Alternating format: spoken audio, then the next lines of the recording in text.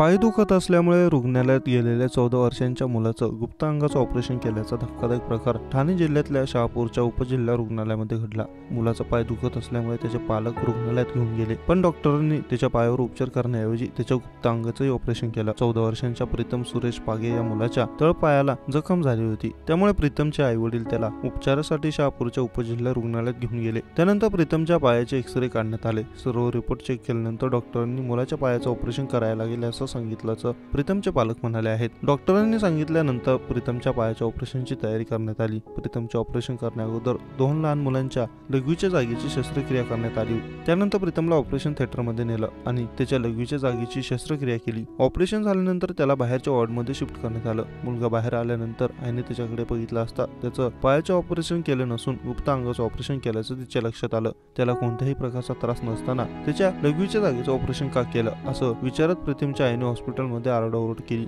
डॉक्टरांचा सगळा प्रकार लक्षात आल्यानंतर त्याला पुन्हा ऑपरेशन थिएटरमध्ये नेण्यात आलं आणि जखम झालेल्या डाव्या तळपायाचं ऑपरेशन करण्यात आलं। दरम्यान मुलाला 2 प्रॉब्लेम होते, म्हणून त्याची दोन्ही ऑपरेशन एकाच वेळी केली। ऑपरेशनच्या वेळी पेशंट सोबत असलेल्या नातेवाईकांना याबाबत सांगण्यात आलं होतं, पण त्यांचे नातेवाईक बदलले असावे असा दावा शहापूर उपजिल्हा रुग्णालयाचे वैद्यकीय अधिकारी डॉक्टर शिंदे यांनी केला आहे। डॉक्टरांनी निष्काळजीपणा दाखवत माझ्या मुलाचं चुकीचं ऑपरेशन करण्यात आलं। जोपर्यंत याची पुढील जबाबदारी डॉक्टर घेत नाही तोपर्यंत आम्ही हॉस्पिटलमधून डिस्चार्ज घेणार नाही आणि मुलाला घरी घेऊन जाणार नाही असा इशारा मुलाच्या आईवडिलांनी दिला आहे।